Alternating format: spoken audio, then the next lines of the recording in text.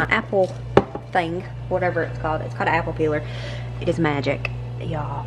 I can't believe I ever hand peeled all those apples the other day. Like, if I would have knew how easy this was, I would have waited, because it's just, it is what it is. I've already done 3 in the time that it would have took me to do 1. Probably more time than it would have, I mean, less time than it would have took me to do 1. This thing's amazing. I love it. I mean, can you believe it? Because I barely can, even though, I mean, I know how these things work. It's not like I've never seen one being used before. But I still love it, so.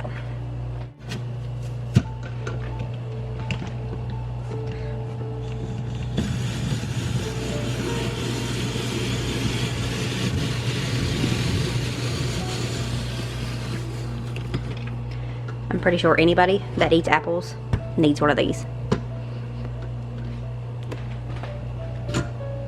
Best $20 I've spent this week. Okay, so today we are doing the apple scotch butter.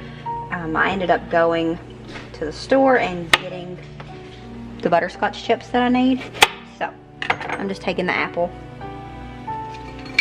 cutting it into 4s here. The recipe actually said that you can leave the skins on for this, but the guy, I don't know, the person anyways that had posted it in the canning group that I'm in, that I've seen it in, theirs was still chunks, so. But the recipe they shared had that you blended it up, so you use the skins. I thought I'd take the skins off, and if possible, leave them a little chunky, because I pictured trying to do Tamara's puff pastry recipe and just putting a little spoonful of this on top, and I thought that would be really good. So that's kind of what I'm hoping for. These are thin slices though, so they might just break up on me as they cook down, and if so, that's fine too. But I figured we'd at least give it a try, see if we can leave them whole. You scared me, buddy. Didn't know you was awake. Now outside walking around. That's fine. Let my heart rate come back down. So, okay, so my battery went dead, but this is the recipe that I'm following. It's just a screenshot from the group that it came from. It calls for 6 pounds of apples, but I didn't measure mine. I just filled up my little crock pot. And then it calls for 2.5 cups of brown sugar. That seems like a lot to me because I think the butterscotch chips are really sweet. So, y'all know that I'm always messing with stuff. So this is not going to be any different. I want to add about 1 cup. Just going to eyeball it. I'm going to add about a cup of powdered sugar here. And then it says 1 tablespoon of cinnamon. It says 1 tablespoon of cinnamon, 1 teaspoon of nutmeg, and ginger each. I don't like either of those, so I'm just going to put in some cinnamon here and call that good. I can always add more if I need to. Just give this a little gentle stir. And it says low for 6 hours. I'm gonna do high for 3. And then we'll check it and go from there. You don't put the butterscotch in until the end, I think, if I read that correctly. Yeah, you do it for 6 hours. If you do it their way, add butterscotch, and you cook it an hour after that. So.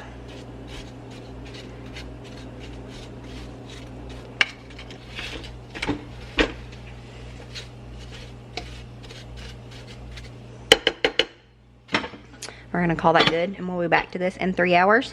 But I'm gonna fix some more apples and put them in the dehydrator.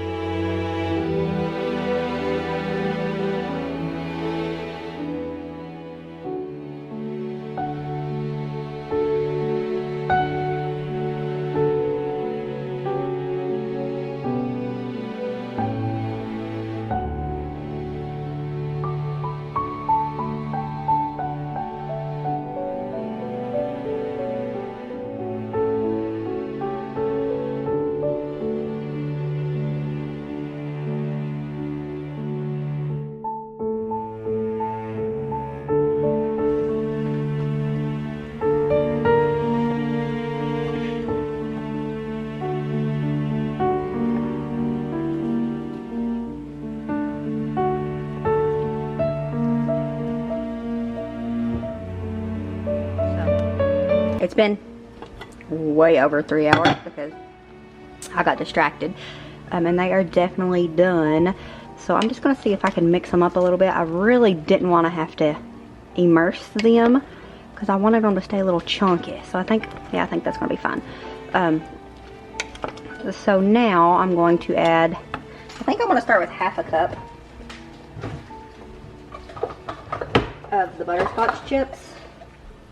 I don't want them too super sweet, and this is the ones that I have.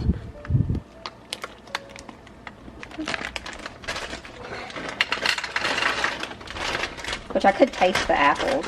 I might do that. It smells really good in here. Lily came in and said it smells like apples. Because I got 2 different varieties of apples going. Just in the dehydrator and then these. Let's see here. Yeah. Delicious. They are sweet though. Not overly sweet. I am going to only go with 1/2 cup though. And get this mixed in here and melded here, and then we'll see what we think we need. Now you're supposed to cook it on high for an hour. I don't think it's going to need an hour. Probably don't need no more time, as you can see from the chips already pretty much melded in. But I am going to open kettle this, so I might have to put it on the stove top to bring it to a boil unless I can get this back up to a boil, which I can sometimes. They are chunking up a little bit more, but that's fine.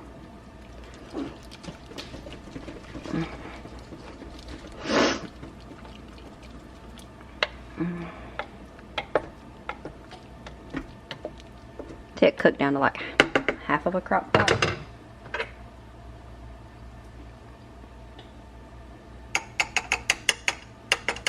Let's give it a little try again.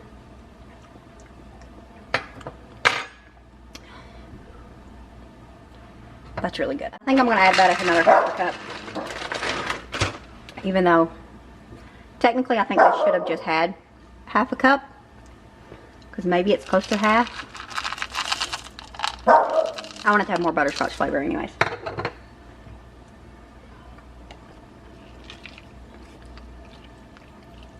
I really don't want to mix it up more than I already have. Like the recipe says to use an immersion blender because it's supposed to be apple scotch butter, but I wanted mine to be chunky.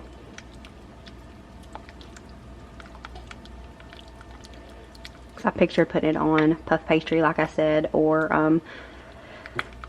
I don't know, a biscuit. That would be delicious. Of course, that would be fine. And either way, it would be fine if it was mixed up in actual butter. You could use it, you know, the same for both of those still. But since I have applesauce, I really wanted this to be chunky. I guess that's my main thing, is I wanted it to be chunky. One more taste test.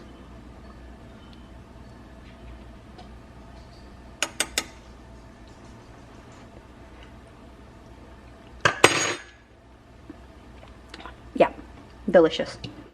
Now I know I've said it before and I'm going to say it again. I am in no way, shape, or form a professional canner. Don't take tips from me. Make sure you do your own research and whatnot. Yeah, but we're just going to, I did go ahead and just put it in a pot. I could have just left it in the crock pot and brought it back up to a boil, because the crock pot does get stuff boiling. It doesn't get it to a rolling boil like this, however. So I like to bring it up to a rolling boil if I'm going to open kettle cook it like this, which means just put it hot jar, hot lids, put boiling liquid into it, and then you just let nature take its course. The heat from the jar, the heat from the mixture will help seal the jar. Now there's some controversy of whether or not it helps to store them upside down or not. It makes sense to me to put it upside down, because we're just putting more heat onto the ring, and I don't know if it helps or not.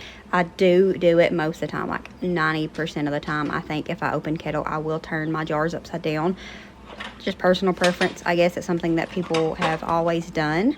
Not always, but I guess it's just, if you did it, you did it, and if you don't, you don't, kind of thing.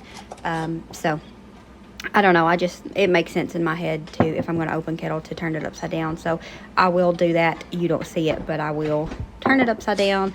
Like I said, don't take no tips from me. You do your own research if you're interested in canning, because Lord knows I don't know what I'm doing. I'm just trying my best. But we got this going here. It is absolutely delicious. I definitely love this. Like, it was so good. You'll see it later on. I'm going to use this in a very delicious way. But it does store kind of ugly.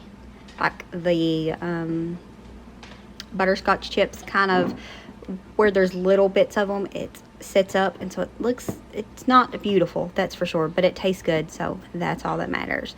But that's going to be it for this video. I hope that you enjoyed hanging out with us, and I wanted to share this recipe because it was a good one. We'll see you all next time. As always, remember to show grace, be content, and live blessed.